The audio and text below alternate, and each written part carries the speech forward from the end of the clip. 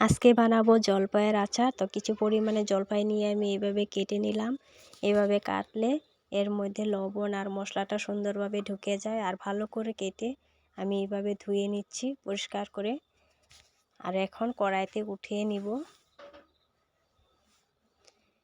সবগুলি নিয়ে নিলাম। এখন আমি 1 চামচ লবণ দিয়ে জল দিয়ে বয়েল করে নেব।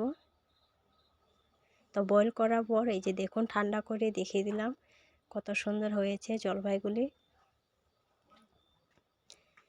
এইভাবে জলপাই আচার আমি কোনোদিন করিনি, আজকে ফার্স্ট করছি, তাই ভিডিওটা করলাম।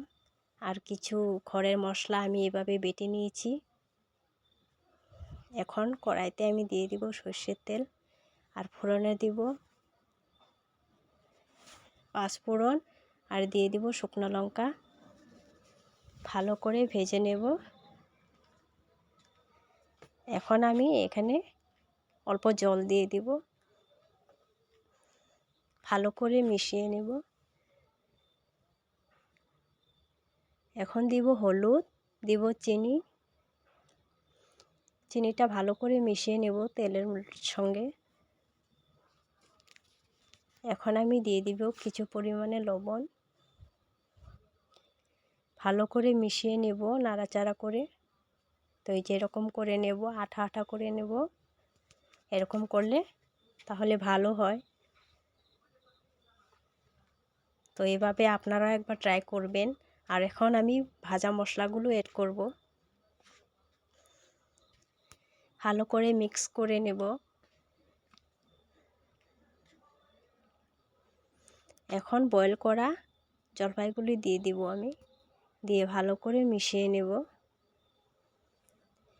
তো আমার ছেলে আমার হাজবেন্ড খুবই ভালো পায় জলপাই খেতে, তাই ওদের জন্য আমি এভাবে বানালাম।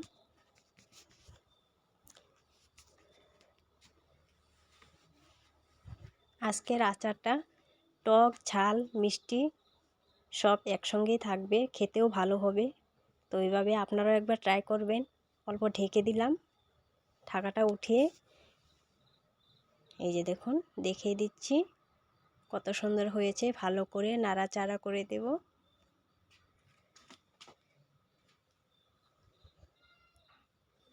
এই যে দেখুন আমার আচার কত সুন্দর হয়ে গেল। ঠান্ডা করে আমি ক্যামেরার সামনে থেকে দেখিয়ে দিচ্ছি।